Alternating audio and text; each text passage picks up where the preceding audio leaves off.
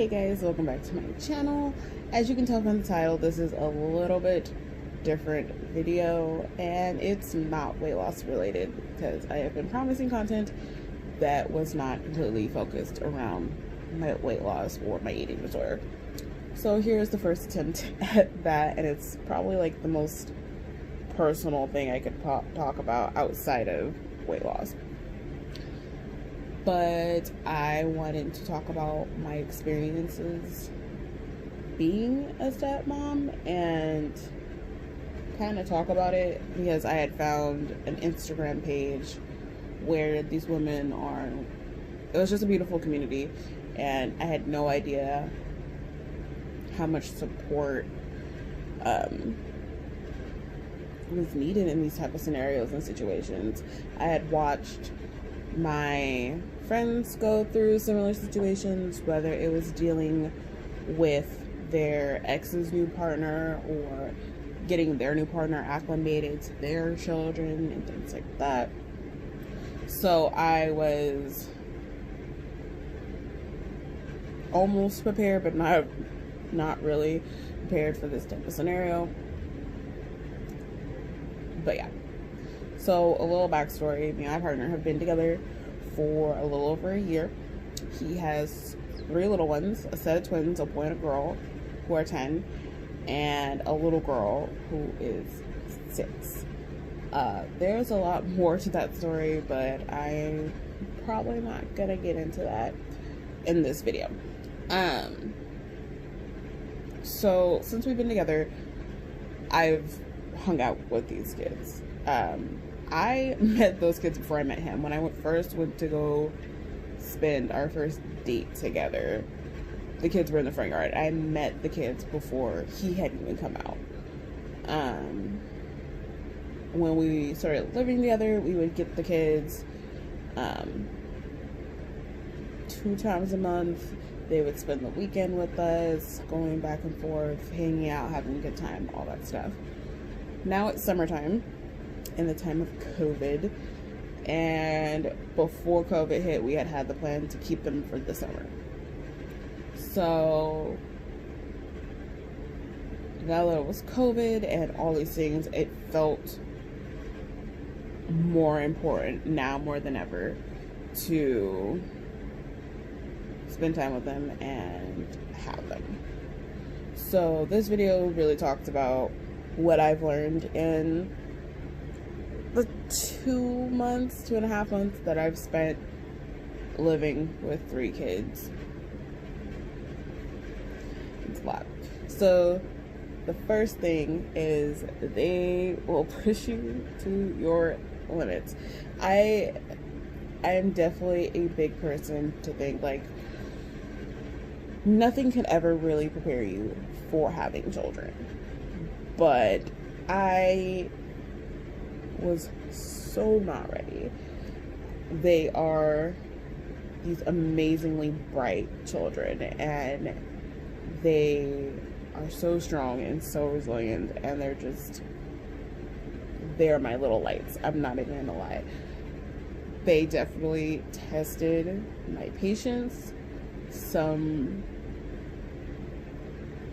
things I'm just like, I don't know how I am going to get over this. Sometimes I would feel really guilty for getting upset at something that would happen, and I'm trying to be vague as possible because I'm not 100% comfortable giving a lot of details at this time. So all these points are super big, but I'm trying to come across and trying to give you some things that I've picked up during this experience. But they have definitely pushed me to my limits, and not just the bad, but the good. I feel like I have gotten this whole meal planning, budgeting, prepping thing down to like a science. I feel like I know how I want things to be organized. I now have a bigger understanding in how to communicate. So that's the first thing. They definitely push you to your limits, but in all the good ways just as much as bad. The second thing that I really learned from this experience is that I still have dreams, and I'm not willing to give those up yet. What that really means is, especially if you watched my earlier videos, you can probably see that I like jumped around from career to career. I have taken a lot of courses. I have been certified in a lot of things that I didn't necessarily follow through with. Part of that reason was I was trying to find something that I could settle on. I wasn't actually pursuing something that I wanted to do. I was pursuing things that I thought would provide me quick cash, stability, and I was just trying to survive at that point. I wasn't trying to thrive. And after spending this time with these kids, it makes me now more than ever want to pursue what I actually want to pursue. It makes me want to show them that you need to follow your dreams no matter what and keep going. Because if they see me or their father be miserable in opportunities that aren't right for us, I don't want them to follow along on that same path. And it pushes me to help provide more for them. I actually decided to go back to school to pursue my degree in psychology. Their dynamics make me want to learn more and then help other people. They definitely helped me realize where I want to go, and that I can do it, and I'm not afraid to try, because I definitely think that me becoming a sleep tech and me being an EMT and me getting these other degrees and certifications were just band-aids to fill something that I wasn't getting because I wasn't pursuing my goal and what I actually wanted to do. The last thing that has really resonated with me is that I have to communicate in a way that benefits not just me, not just my partner, but everyone in the household. I'm definitely the type of person to keep everything to myself, and I think that's why it's been really hard for me to keep up with social media, YouTube, Instagram, because when I get in that headspace to where I'm struggling with something mentally, I shut down. I don't want to participate in life. I don't want to engage, and that's why content is sporadic. That's why Instagram is sporadic. It's just that I don't know how to let those things out, and I don't know how to express them in a healthy manner sometimes. And having these kids around has forced me to find ways to communicate for their benefit, for my benefit, for my partner's benefit. And I definitely think that's been a huge point for me. And I'm kind of proud that I'm able to now at least not shut down as hard as I did before or as long as I did before. So I definitely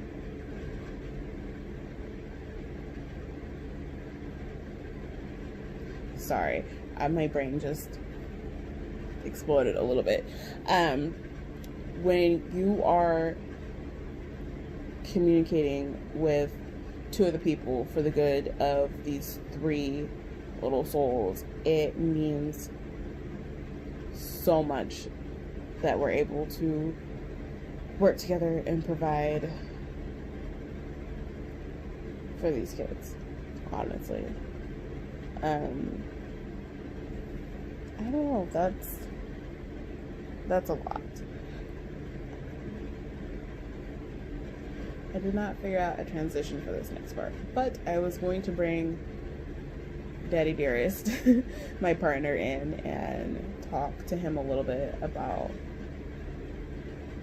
how this experience has been for him on his end. So let me go grab him.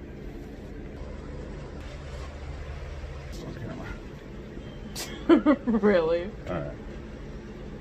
So what are your lovely questions, my lovely fiance? You're so dramatic. Okay. So I think the answer to this is 10. What? And a half? What do you mean? Okay, 10.75. I thought we were doing math questions. We're not doing math. Okay. So, how do you think I've been as a stepmom? You've grown, you've gotten a lot more patience over the last year. Overall good. Like, I can't knock the fact that you get overwhelmed with them, because the fact is 2 of them are special needs. And I have a lot of patience issues handling Deshaun, so I can't knock you for that. Yeah. I've known them for 7 years, and I still want to throw them out of a window. Yeah. I don't know. I didn't give them a whole lot of backstory about the twins. I just said they were yours, and I didn't tell them. Nope, now they know. Yep. Yeah. So the twins, the boy and the girl, both have special needs, and I don't know. I just didn't feel it was necessary to say that when we're talking about 3 kids in general. Like, 3 kids would be hard even if they weren't, 2 of them weren't special needs. I mean, I don't know. I mean, I've dealt with Delia, Heaven, and Cadence all at the same time. It's easy as fuck. Yell at Heaven every few seconds because she's doing some stuff that she ain't supposed to be doing because her dad ain't there. Delia's being Delia, which, all in all, she's a good kid. Mm-hmm. You know, she has separation issues, and she wants what she wants, but at the same time, what kid doesn't want what they want? You know, and then of course what 10-year-old doesn't, yeah. And then, I mean, Cadence is just Cadence. So, I mean, honestly, it's them all 3 together that starts to be difficult. Because, in all honesty, as far as, in my opinion, Deshaun, I love him to death. But Deshaun takes a lot of patience. Which, all of the patience that he takes, that's less patience you have for the other 2. Yeah. And I wish I was, like, limitless and I was able to do all of it all the time, but that's not. I mean, I don't think there's anybody on earth who is limitless. Even these motherfuckers that get paid money to be nannies aren't limitless. Yeah. I'm sorry, sir. Can you deal with your fucker right now? I need to go out for a cigarette. There goes any hope of this video being monetized. You can bleep all this out. Oh, I don't want to do it in post. Anyway, so I guess it kind of answers the next question, was what do you think the hardest part for me these last like 2 months, or just overall in the last year? Yeah, I mean, just patience. So that kind of leads into my string lights in your hair. What do you think I can improve on? It's not gonna go away. Yeah, well. I know, Mom. Well, if I take a pair of scissors. You're not even like in camera. Thinking that just because your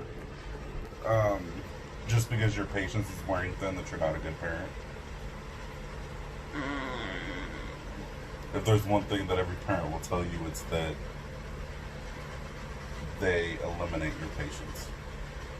It's just what they do. It's a kid. I guess. That was my partner's perspective of me being a stepmom.